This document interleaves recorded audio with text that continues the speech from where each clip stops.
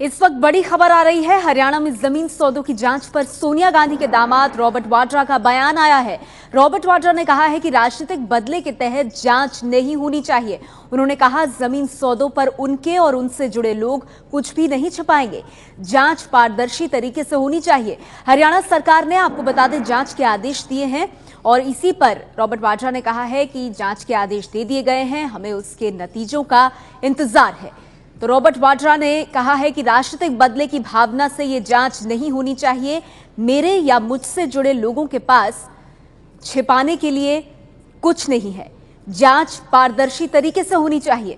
हरियाणा सरकार ने जांच के आदेश दिए हैं, हमें नतीजों का इंतजार है। राजनीतिक भावना से यह जांच नहीं होनी चाहिए, बदले की भावना इसमें नहीं आनी चाहिए। और इस पर रॉबर्ट वाड्रा ने बयान दिया है। एबीपी न्यूज संवाददाता जगविंदर पटियाल हमारे साथ जुड़ गए हैं।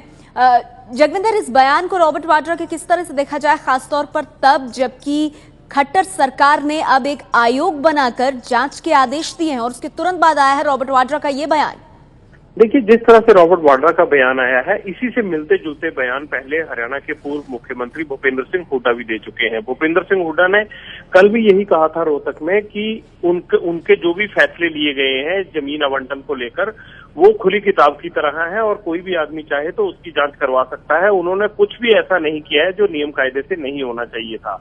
लेकिन कांग्रेस की सरकार के वक्त में एक बड़ा मसला उठा था सीएलयू का, और उसमें ये एक मसला इनका भी था कि रॉबर्ट वाड्रा को जो जमीन दी गई है वो उस जमीन में फेर है। और इस फेर के मुताबिक सबसे बड़ा आरोप ये था कि जो जमीन उनको दी गई, उन्होंने 2 साल के लिए लाइसेंस लिया था और उनको लाइसेंस इस बात पर दिया गया था कि वो उसे कमर्शियली डेवलप करेंगे। लेकिन रॉबर्ट वाड्रा ने वो डेवलप नहीं की जमीन, और उनको बावजूद इसके हुड्डा सरकार ने एक्सटेंशन दी, और एक्सटेंशन लेने के बाद इन्होंने वो प्रोजेक्ट डीएलएफ को बेच दिया। सबसे पहले आईएएस अधिकारी अशोक खेमका ने इस पर सवाल उठाया और उन्होंने कहा कि जब रॉबर्ट वाड्रा ने अपनी करार के मुताबिक लाइसेंस लेने के बाद उस जमीन को डेवलप नहीं किया तो उसका लाइसेंस कैंसिल होना चाहिए था और जमीन वापस जब्त करनी चाहिए थी सरकार को।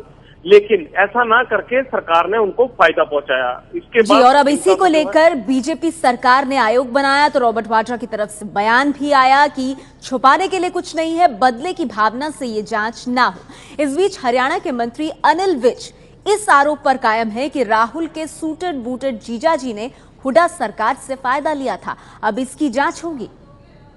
हमने चुनाव से पहले भी और चुनाव से बाद भी हमने ये बार बार कहा था कि भूपेंद्र सिंह हुड्डा के राज में, पिछली सरकार के राज में जो भी घोटाले हुए और राहुल गांधी के सूटेड बूटेड जीजाजी रॉबर्ट वाड्रा को